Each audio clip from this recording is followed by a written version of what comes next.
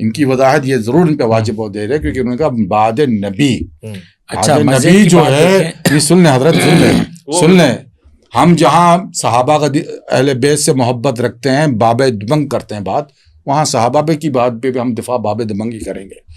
صحابہ کے رسول اللہ صلی اللہ علیہ وسلم کے بعد جو خلفاء راشدین المہدیین کا لفظ ہے وہ ان پہ تو آتے ہی آتا ہے. میں تو اپنے حساب سے کچھ جو بھی کروں, ابوبکر, عمر, عثمان, علی, امام حسن, ٹھیک ہے نا, یہ خلفاء راشدین المہدیین میں سے گرے جائیں گے, ٹھیک ہے نا. اگر انہوں نے دین نہیں سکھایا ہے تو پھر بعد میں کیا شیخ صدوق نے, شیخ مفید نے ہمیں دین سکھایا ہے؟ پھر کس نے دین سکھایا؟ بالکل ٹھیک ہے. اچھا پوائنٹ والی بات, مجھے جملہ کہنے دیجیے, ہمارا ٹاپک ہے نہیں, بس ایک جملہ کہتا ہوں کہ حضرت رسول خدا نے کہا کہ ابو بکر سے دین لینا, تو حضرت ابو بکر تو خلافت کے پہلے دن کہہ رہے ہیں کہ اگر میں بھٹک جاؤں, اگر میں بھول جاؤں تو مجھے راہ راست پہ لانا. اور حضرت ابو بکر نے تو کبھی دعویٰ نہیں کیا سلونی. حضرت عمر نے بھی نہیں کہا سلونی.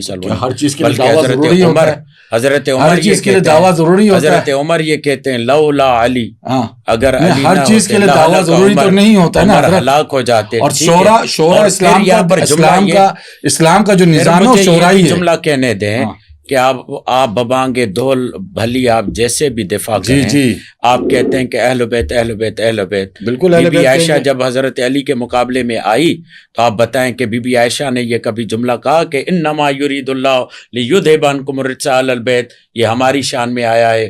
کبھی کہا انہوں نے؟ کہنے کی ضرورت نہیں, وہ قرآن میں ہے. یہ چلیں آپ دوبارہ اس میں رکھنا, اس کے مقابلے میں تیار ہوں. مولا علی, آپ کا ٹائم اگر ہے تو پھر میں بیان کرنے کو تیار حسین, سب یہ آیت نہیں, یہ آیت اتری ہی ہے اور یہ بتاتے رہے. بات سنیں, اور پھر اہل بیت میں بیبیاں سب سے پہلے ہیں قرآن میں. پھر اس کے بعد جو ہے, پھر اس کے بعد ایک جملے کی وضاحت کہ جب میں نے کہا کہ بعد رسول, تو ہمارے ہاں بعد رسول اول درجے پر مولا علی ہے.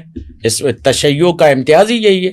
تشیع شیعت کہتے ہی اسے لا الہ الا اللہ محمد رسول اللہ علی ولی اللہ. بعد رسول گمراہ لفظ میں نے کہا ہی نہیں, تو آپ کچھ اور کر رہے ہیں. میں ایک سوال پوچھ رہا تھا دونوں صاحبان سے. اچھا ٹھیک ہے, آپ گمراہ لفظ کہا ہی نہیں میں نے کہا ظلم و بربریت یہ ہے.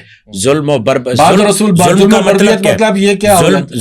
ظلم کی لغوی معنی کریں کیا ہے, کیا مطلب؟ وہ ٹھیک ہے, میرے خیال ہے ہم اس میں نہیں جاتے. میں نے پوچھ لیا, وہ واضح بھی کروا لیا اور اس کی نفی بھی ہو گئی ہے. بس یہ آخری سوال ہے دونوں صاحبان سے کیونکہ بہت ہی ویلیوبل کویسچن ہے. دیکھیے میں ایک چھوٹی سی مثال دیتا ہوں. قرآن ہی نے فرمایا مسیحی, یہودی, ان کے ساتھ شادیاں بھی جائز قرار دی گئیں, ان کے ساتھ کھانا بھی قرار دیا گیا کہ جائز ہے. تو یہ جو ابراہمک ریلیجن کا کانسیپٹ ہے اب بڑا معروف ہوتا جا رہا ہے کسی بھی طور سے, کہ اسلام میں اتنی وسعت نہیں ہے کہ وہ یہودی اور نصرانیوں کو اپنے ساتھ بٹھائے, ان کو ساتھ لے کے چلے. کیا یہ مہدویت نہیں ہے؟ مختصر اگر جواب دے دیں. میں سوال نہیں سمجھا. میں اور آسان کرتا ہوں. پہلے میں ایک بات کرتا ہوں. مولانا فاروق تیجانی صاحب سے بھی سوال پوچھوں گا, آپ سے بھی. مثلاً آپ ماشاءاللہ کم سے فاضل ہیں, کم میں تو اسلامی انقلاب کی بنیاد ہے. کیا یہ وہی انقلاب ہے کہ جو امام مہدی چاہتے ہیں آئیں, یا امام مہدی کے راہی ہموار کرنے کے لیے ہے, جس میں مسلمان اور اس کے ساتھ توحید پرست چاہے مسیحی ہو یا یہودی ہو وہ بھی ساتھ جمع ہو جائے گا باطل قوتوں کے خلاف, یا پھر اس کے علاوہ کچھ اور معنی ہے ہم اس تک پہنچے نہیں؟ دیکھیں اس وقت جو معاملہ ہے نا, جہاں بھی یعنی کہ بات ہو رہی ہے اصلاح کی, جہاں بات ہو رہی عدل و انصاف کی, جس خطے میں بھی بات ہو رہی ہے ظالم کے خلاف اور مظلومیت کی حمایت میں, وہ امام مہدی کی ندا ہے, امام مہدی کی پکار ہے, جو جس رنگ میں بھی ہو, جس صورت میں بھی ہو. پھر جب امام مہدی آتے ہیں جو انصاف پسند ہوگا, جو عدل پسند ہوگا, جو فطرت سلیمہ کا مالک ہوگا, وہ ضرور امام مہدی کے ہاتھ پہ بیعت کرے گا. یعنی وہ امام مہدی کے ایجنڈے کو لے کر آگے بڑھ رہا ہے, عدل و انصاف کی بات کر رہا ہے تو امام مہدی کے ایجنڈے کو, قرآن کے آئین کی بات کر رہا ہے تو امام مہدی کے ایجنڈے کو. جیسے کل میں نے آپ کے یہاں بیان دیا اور یہ جملہ بھی کہا کہ ویسے سیاسی بیان نہیں دیتا, اگر یہ پاکستان کا آئین ان تقاضوں کو پورا کر رہا ہے جو امام مہدی کے نظام حکومت کو بیان کرتا ہے, تو یہ پاکستان کا آئین بھی سمجھے کہ امام مہدی کے ظہور میں ہم زمینہ سازی فراہم کر رہا ہے اور اس کے لیے ہمیں آمادہ کر رہا ہے. یہ ٹھیک ہے, ایک کوالٹی کوشچن ہے اسی بات سے جڑا ہوا, میں آگے بڑھنا چاہتا ہوں. حضرت امام مہدی آپ پہ ہمارا سلام, آپ جب تشریف لائیں گے، آپ نے جو اسلامی نظام ایران میں متعارف کروایا جہاں کے آپ فاضل بھی ہیں، یعنی کیا میں نے پوری دنیا کا متعارف اسلامی نظام ایران نے متعارف کروایا نا، جی وہاں سے ایک طرح سے یہ پھول پھیلا، خوشبو شروع ہوئی. میں ایک سوال بنانا چاہ رہا ہوں، بہت امپورٹنٹ ہے. حضرت امام مہدی اسی نظام کی سرپرستی کرنے کے لیے مثال کے طور پہ قم شریف جائیں گے، ایران ہوں گے، یہ کہا جا سکتا ہے؟ نہیں کہا جا سکتا. کیوں؟ اس لیے کہ امام مہدی کی جو حکومت ہے، تحریک عالمی تحریک ہے، وہ تمام دنیا کے انسانوں کو دعوت دیں گے. اور آپ دیکھیں کہ امام مہدی کی شروعات مکۃ المکرمہ سے ہوگی. اور مکۃ المکرمہ سے شروعات کا مطلب کیا ہے؟ کعبۃ اللہ سے شروعات کا مطلب کیا ہے؟ اللہ کے گھر سے شروعات کا مطلب کیا ہے؟ یہ قوم و ملت کے بغیر ایک دعوت ہے جو عالمی سطح پر الہی قانون کو نافذ کرنے کی بات ہوگی.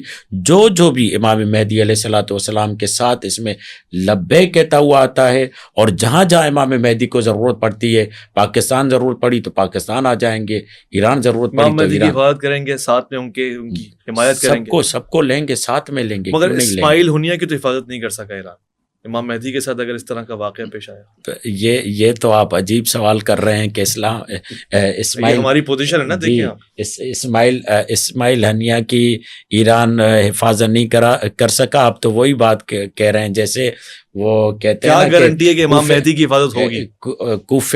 کوفے میں امام حسین کو بلایا، پھر ان کو قتل کر دیا. آپ تو وہی بات کر رہے ہیں.